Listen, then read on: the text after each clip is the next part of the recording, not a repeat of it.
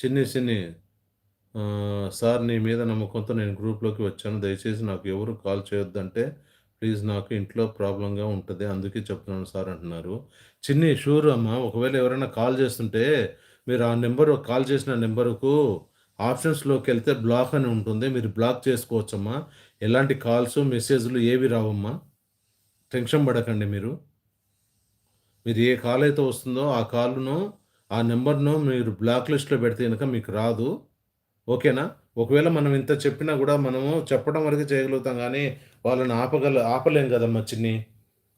So, నేనేమంటున్నానంటే, మీకు ఒకవేళ అలాంటి కాల్స్ ఏమన్నా వచ్చినా కూడా మీరేం జేస్తారంటే, బ్లాక్ లిస్ట్‌లో పెట్టేసేయండి ఆ నంబర్‌ని.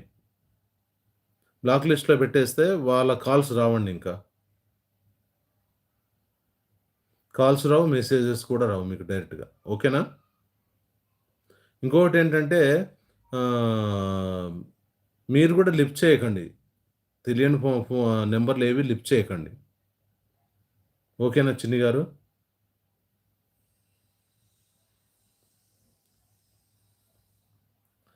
లేదు అని అనుకుంటే మీరు ఒక పని చేయండి. గ్రూప్‌లో గూడా యాడ్ అవ్వకుండా జస్ట్ వాట్సాప్‌లోకెళ్ళిన తర్వాత యూట్యూబ్ ఫ్యామిలీ అని ఉంటుంది గదా! నా నంబర్ ఫీడ్ చేసుకున్నారు గదా! అది కనపడుతుంటుంది మీకు.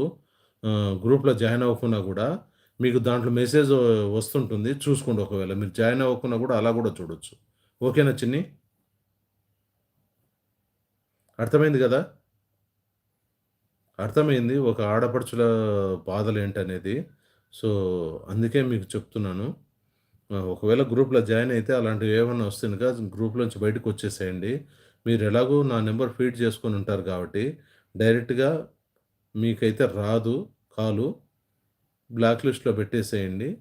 గ్రూప్‌లోంచి బయటకొచ్చేసేయండి. మీరు గ్రూప్‌లో చెక్ చేసుకుంటే మీకంటూ కనపడుతుంటుంది. లైవ్‌కి ఎవరెవరు చేస్తున్నారు, ఎవరున్నారు లైవ్‌లో అనేది